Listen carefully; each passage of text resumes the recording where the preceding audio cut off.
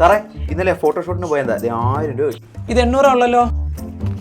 അല്ലല്ലോ 1000 ഉണ്ടല്ലോ. ഇത് 800 ഉള്ളല്ലോ. 200 എന്താ സാറേ കമ്മീഷനാണോ?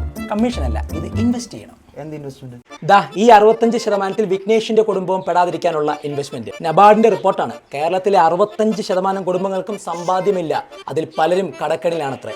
നമ്മൾ കഴിഞ്ഞ വീഡിയോയിൽ പറഞ്ഞതുപോലെ മറഞ്ഞിരിക്കുന്ന ചെലവുകൾ നിങ്ങൾ എഴുതി നോക്കിയിട്ടുണ്ടെങ്കിൽ നിങ്ങൾക്കറിയാം നിങ്ങൾ ഈ 65% ഉൾപ്പെട്ടിട്ടുണ്ടോ ഇല്ലയോ എന്ന്. അതിൽ നിന്ന് രക്ഷപ്പെടുവാനായി ചെലവഴിക്കുന്നതിന് മുമ്പായി ഈ ഒരു ബേസിക് ഫിനാൻഷ്യൽ റൂൾ ഒന്ന് പാലിച്ചാൽ മതി. 50-30-20 റൂൾ. 100 രൂപ വരുമാനം നമുക്ക് ലഭിച്ചാൽ 50 രൂപ നമ്മുടെ നീഡ്സ് അഥവാ ആവശ്യങ്ങൾക്ക് വേണ്ടി മാറ്റിവെക്കാം. ഭക്ഷണം, വസ്ത്രം, transportation, education, health. 30% for wants അഥവാ ആഗ്രഹങ്ങൾക്ക് വേണ്ടിയിട്ട്. ഒറ്റവാക്കി പറഞ്ഞാൽ അടിച്ചു പൊളിക്കാം. സിനിമ, പുറത്തുനിന്നുള്ള ഫുഡ്, ട്രിപ്പ് തുടങ്ങിയവ.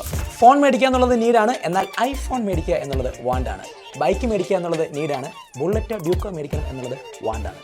അപ്പോൾ ബാക്കി 20% ഇൻവെസ്റ്റ് ചെയ്യണം അല്ലേ? ബാക്കി 20% അല്ല, ആദ്യം 20% ഇൻവെസ്റ്റ് ചെയ്യണം. ഇപ്പോഴത്തെ ന്യൂജനിൽ പലരും 20,000 രൂപ ശമ്പളം കിട്ടിയാൽ അതിന് 15,000 രൂപയും EMI അടയ്ക്കുകയാണ്. ബാക്കിയുള്ളത് നീഡ്സിന് പോലും തികയത്തില്ല. പിന്നെ എവിടെ ഇൻവെസ്റ്റ് ചെയ്യാനാണ്? മനസ്സിനെ പഠിപ്പിക്കേണ്ടതാണ് 80% ശമ്പളം ഉള്ളതെന്ന്. ആദ്യം തന്നെ 20% അങ്ങ് ഇൻവെസ്റ്റ് ചെയ്തേക്കണം. ഇപ്പോൾ വിഘ്നേഷിന് മനസ്സിലായി കാണുമല്ലോ 200 രൂപ എന്തിനാ എടുത്തതെന്ന്. അപ്പോൾ ഇത് എവിടെ ഇൻവെസ്റ്റ് ചെയ്യണ്ടേ? അത് നമുക്ക് കുറച്ച് ഡീറ്റെയിൽഡ് ആയിട്ട് പറയേണ്ടതുണ്ട്. അത് അടുത്ത വീഡിയോയിൽ പങ്കുവെക്കാം. ഇൻസ്പയർ വിത്ത് അനീഷ് മോഹൻ. അപ്പോൾ ആ വീഡിയോ കഴിയുമ്പോൾ നമുക്ക് ഇൻവെസ്റ്റ് ചെയ്യാം. ഓക്കെ.